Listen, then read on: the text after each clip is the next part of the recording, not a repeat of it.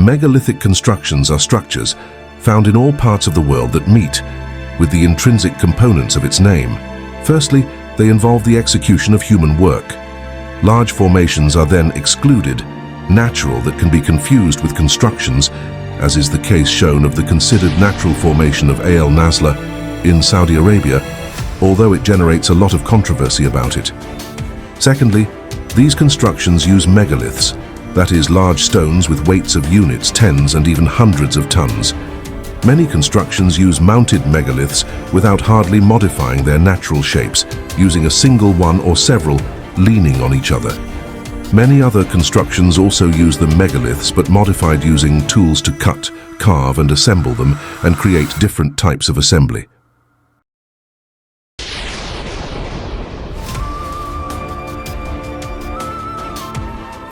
A third essential but external component of the structures included in this study is antiquity, as only those structures whose official dates historically place them in the Lithic Age are included.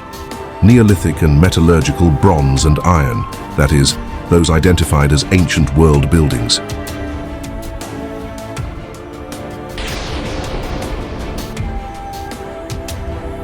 We present the first of a series of videos whose primary objectives are, first of all, to try to group and channel the majority but disintegrated opinion of many specialists on this topic, who for a long time have provided sufficient and unobjectionable evidence to produce a change in what official recorded history has customarily taught us about the dates and construction methods used for the execution of the megalithic structures of the ancient world. Secondly, but the most important objective is to provide simple but also unobjectionable graphic evidence to direct the opinion of the countless people interested in these issues towards the manifestation of their support for the change advocated by specialists. To achieve direction towards the change that is intends will motivate and stimulate the video audience so that when you look at each of the structures that we will be including in the videos, do a quick analysis and answer the following question to yourself. Could this structure really be built with the methods available by old constructors, as described in textbooks? Remembering that these methods basically consist in using for transport the system of rolling on wooden logs and dragging with the labour of people and animals. And what is most commonly taught for assembly is the construction of embankments to reach the required heights. For reference, graphs are included that illustrate some modern construction equipment that would be required to attempt to carry out either the transportation of the monoliths from distances of hundreds and even thousands of kilometers or the cutting, carving, finishing and maneuvering and assembly in their corresponding places. Thus they can be contrasted with those that are also shown as an example of what we have been taught so far for the construction of pyramids and other ancient structures.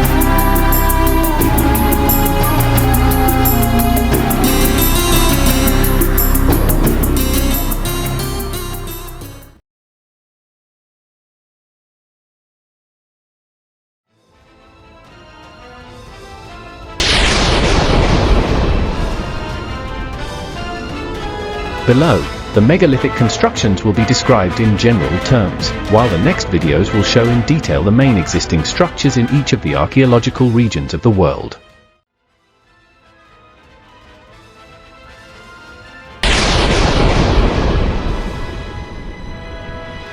Structures built with megaliths with their natural forms barely modified have been classified into 4 types. The first is the type called menhir, a name from the Welsh language main, stone.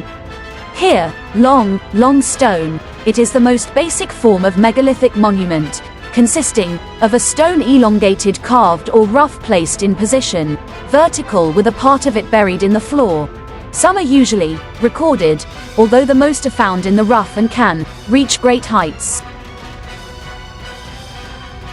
In the case of the menhirs, the supposed ritual meanings are completely unknown, and around them, in many cases, some alternative theories have been formed, which, although for traditional archaeologists they are of little scientific rigor, at least begin to explore the possibility that menhirs could serve as energy technology.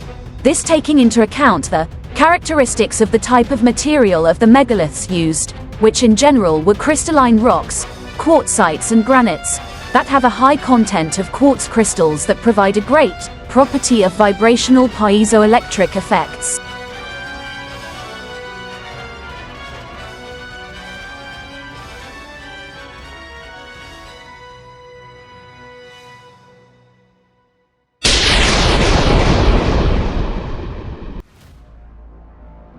The second type of structures built with megaliths with their natural shapes barely modify is alignment, which is a set of menhirs placed vertically and that can form a single line, or several of them, with notable variations in its length.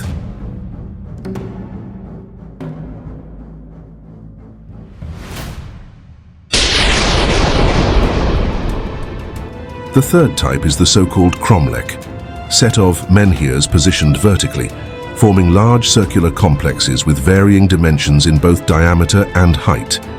They are a type of megalithic monument that, although it is found almost throughout Europe, those in the British Isles are especially famous.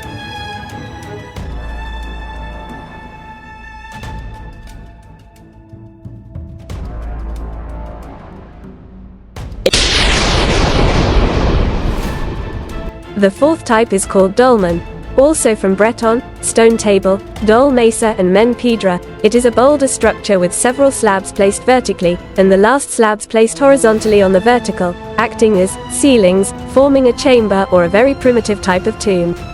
Depending on the degree of elaborate or added, they lead to other types of boulder structures, such as galleries or corridor tombs. Dolmens are the most amazing boulder structures. Even considering the size, weight and natural shape of boulders, the configuration of each other's support is even more puzzling, because they have been stable for thousands of years despite the challenge of gravity. They are particularly numerous on the Korean peninsula, where it is estimated that about 40% of all known dolmens exist. According to traditional archaeology, the most important basic function of dolmen is to serve as a tomb. However, some researchers have concluded that this function may have been given by the Aborigines who discovered dolmens long after they were built by other older civilizations, and that this function is currently unknown. However, it is clear that the original function of the dome must be more complex than that of a strict funeral, because the scale of its construction, which requires great effort and extensive collective participation, is disproportionate to the number of possible burials. There is no evidence of this, and official archaeology has established the theory that these buildings were built by the labor of hundreds or thousands of people who dragged boulders on wooden logs.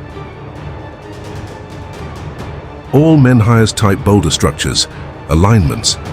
The main structural features of cromlech and dolmens are the huge size and weight of the boulders used, as well as the fact that they come from long distances, which means that they are transported through many obstacles and geographical accidents.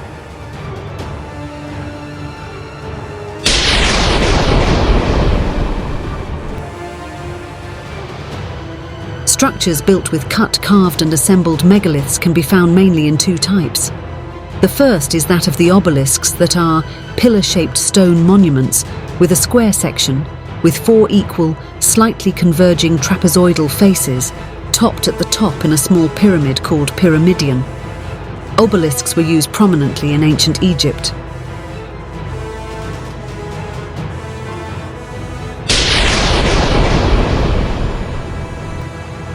The second type includes pyramids, cyclops and polygonal walls, temples, etc.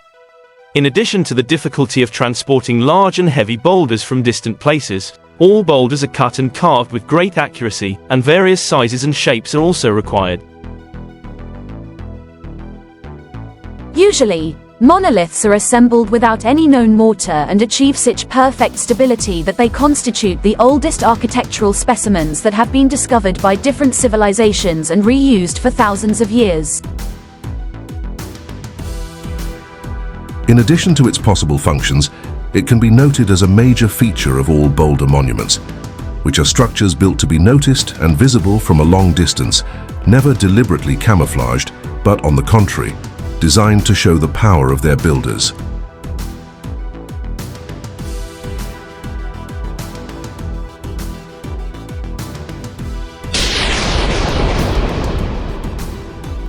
Another form of boulder architecture refers to the construction of large rooms without boulders, but using amazing techniques of digging, cutting, carving and finally finishing walls. First of all, the chambers excavated in the solid granite bedrock can be observed, and the interior surface is fully carved and polished, with extraordinary glass glaze and exciting echo effects. Second, appreciate buildings excavated or carved in caves or rock walls, that is, carve buildings in solid natural rocks, remove rocks that are not part of the building, until the only remaining rock shapes the architectural elements of the excavated building.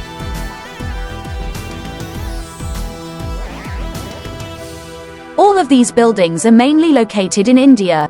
Although the construction method and projected function are inexplicable, almost all of them are officially dated from the 4th century BC to the 7th century AD, and all of them are given religious functions.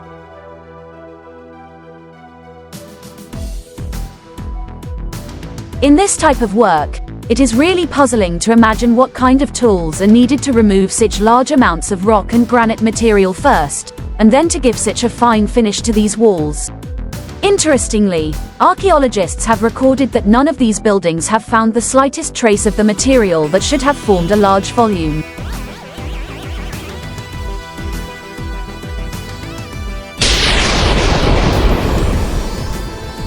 Finally, in relation to the tools used by the builders of all structures, megalithic, official archaeology and history position that no other evidence has been found, only can assign those found from the ages of copper, bronze and iron, corresponding to the dating dates of each construction.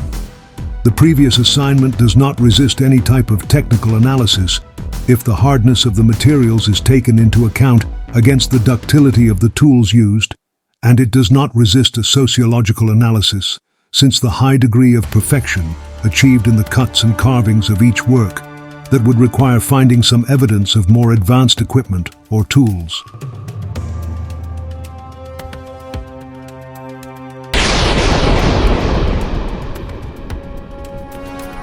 Official historiography records the Aborigines, who lived in every part of the world, as builders of the mega-structures of the ancient world, where they were discovered throughout history, without taking into account that they found no evidence, any of the required equipment and tools.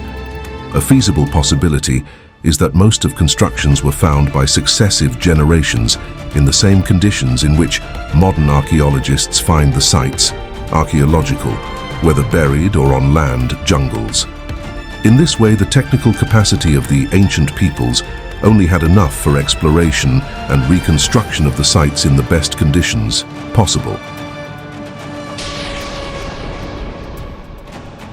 The construction of the megalithic sites of America, rediscovered in the 15th century, it was also awarded to Aboriginal peoples, even though records of the same Spanish historiographers of the time of conquest and colony recorded repeated testimonies of those Aborigines categorically stating that they did not build those structures, but rather their ancestors had found them like this when they arrived at those places a long time before.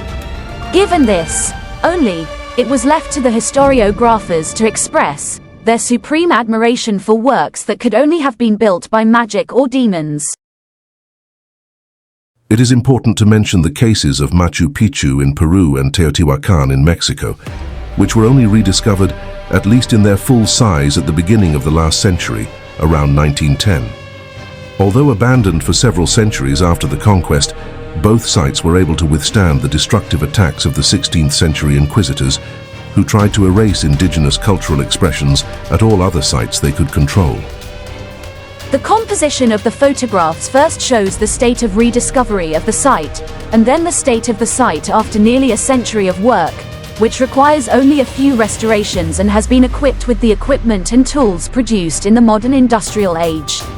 It is used to quantify the enormous difficulties that so-called Aboriginal builders would have had to overcome centuries or millennia ago without these tools for transporting, cutting, carving and assembling boulders.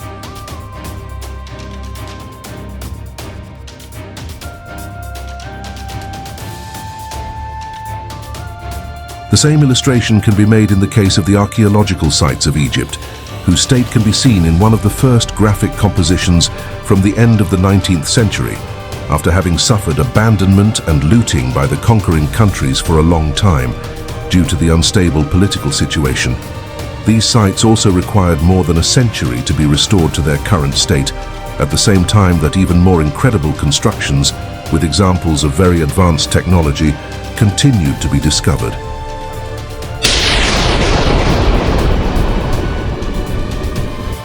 The idea that the Earth has natural energy, a driving force that can be used collectively through a network of interconnected structures, was not long ago considered a conspiracy, but has been debated and studied by prominent scientists for decades.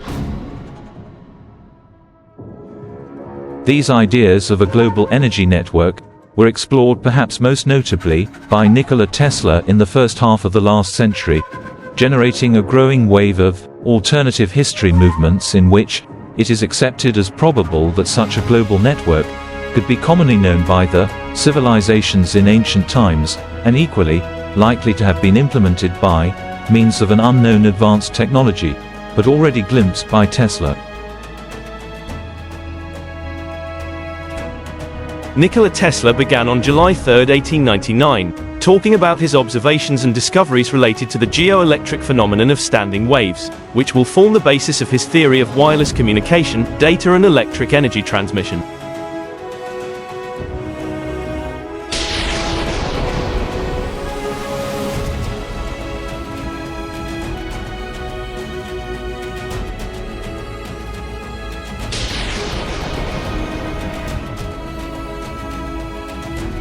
Until his death, Tesla tried unsuccessfully to reconcile the interests of common welfare with various global financial and political interests in order to put his ideas into practice. But these ideas were so undisputed that they gradually opened up a path and led to a major technological leap in global communication and data transmission systems at the end of the century, enabling instant communication at all levels, both technologically and socially. Although he is an unfairly unknown figure, a very important part of our daily life was in the 20th century and is now in the 21st century, as we know it thanks to Nikola Tesla.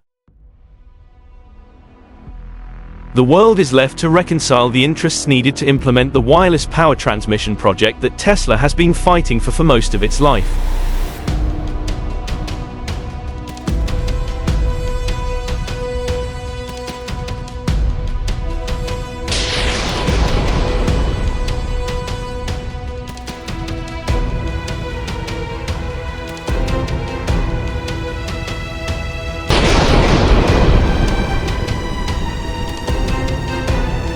The electric power production and distribution system, the motors of most household appliances we use, the remote control or voice wave transmission, pictures and data are some of the Serbian engineer's countless inventions or ideas. In Tesla's words, let's hear some of his ideas that have been put into practice and some of his ideas that will be put into practice in an interview with Colliers in 1926. When wireless technology is applied perfectly, the whole Earth will become a huge brain, which it is, all things being particles of a real, rhythmic whole. We can communicate with each other instantly, regardless of distance.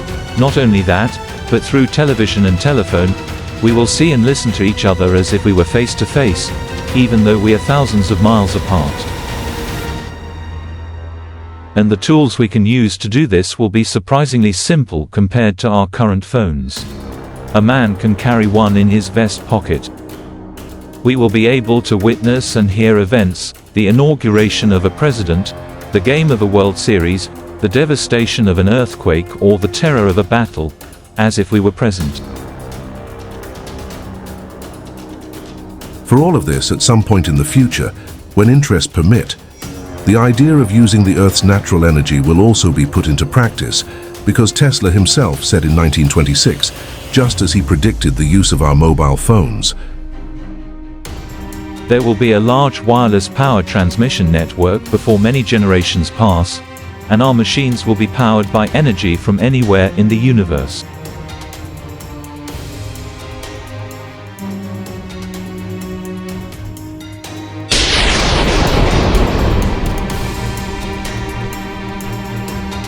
In conclusion, we cannot continue to teach our children and grandchildren only the anachronistic theories recorded in history about how boulder structures were built without the necessary technology. On the contrary, we should encourage them to seek more feasible alternative theories based on the recognition of the following facts that occurred in human prehistory. First, there is a human civilization that has been able to achieve a level of technological advancement similar to or higher than th. Second, a catastrophic event has occurred, which has almost completely destroyed human civilization and its technology. Third, after the disaster, human and technological remains formed the basis for the emergence of various civilizations in various regions of the world and eventually led to the emergence of modern society. These facts are at least recorded as much in ancient books, as in the oral tradition of all the Aboriginal peoples' ancestors of current civilizations. Therefore, we believe that a sociological and academic movement must undoubtedly begin to correct the history of the dating and function of the ancient world's boulder buildings. It is wrong in most cases of good faith, and in others, it may not be so wrong, such as the forged cartridge named Cheops, which caused the huge failure of the date and function of the Egyptian pyramids. This change in historical perspective must of course involve a review of the functions traditionally assigned to many boulder structures, so that the new functions, although not yet proven, are at least more feasible according to our current level of technology.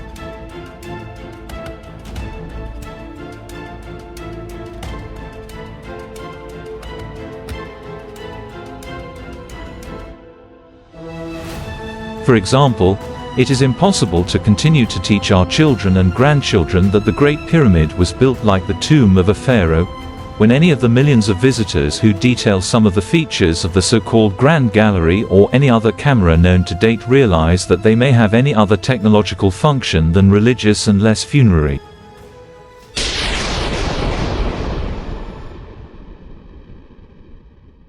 Another notable example is the installation of the Sacsayhuaman site in Peru, known to the Spaniards for its towers and many of the walls of other hotels, as shown in the graphical reconstruction according to their testimony. Many Spaniards recommended that having conquered such a great and magnificent site with so much effort, it should be preserved and protected, but the inquisitors preferred to heed the antagonistic recommendation that such a site could only have been built by sorcerers or demons and immediately ordered and sponsored its destruction. We only had the foundations left, the only thing that they could not steal or destroy because its construction was so impressive that the same Spanish historiographer Pedro Cieza de Leon in the year 1549 described the buildings like this. Dug a living rock for the foundation and build the foundation, which it became so strong that it will last as long as there is a world. I went to see this building twice, and underground they say that there are bigger buildings, and they tell other things which I do not write because I do not believe them to be true. Although its purpose and function remain uncertain, the only thing that is certain is that when observing the layout and distribution of the site, it seems to correspond with any contemporary architecture and engineering project for an industrial site of advanced technological development.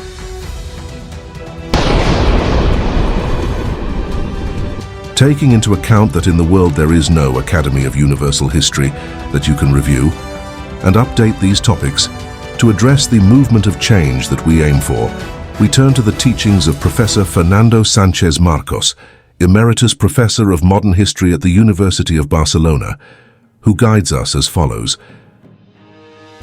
Following the moral and political collapse of Europe in the 20th century and the acceleration of globalization in recent decades, a shift in historical perspective has become apparent. The voice of minorities and other social groups previously delayed by race, class, gender or religion in canonical historical narratives is a social demand that must also be addressed when writing about the past.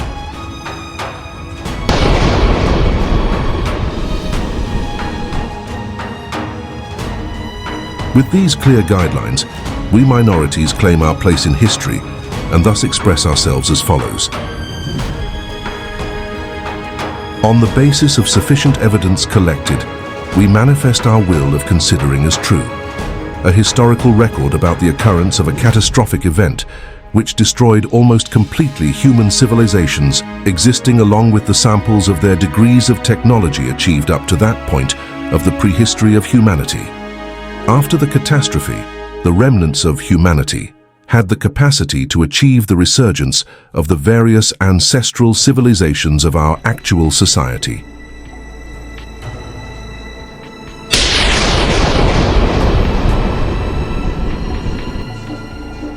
Needless to say, the previous demonstration is also in support of those independent researchers who, dedicating great efforts for many years, have widely disseminated the evidence that supports the need for this correction of historical records, and although their work has only served to receive the official label of pseudo-scientists, personalities such as Graham Hancock, Robert Schoch, Brian Forster, Andrew Collins, Patrice Pouillard, founder of BAM, Giacomo Longato, and many others who would initially be well represented by those mentioned, should form a group to which we minorities already express our firm support and adhesion.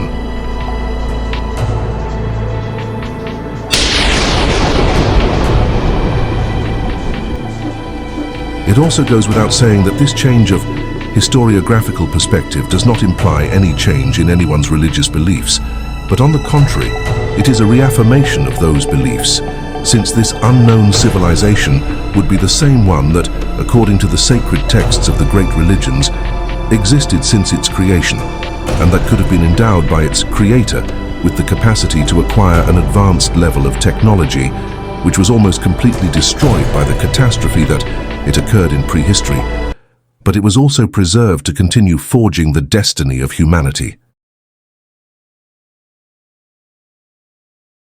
Let us speak out and unite our voices so that they are taken into account. Let's rewrite history now. Yes, yes.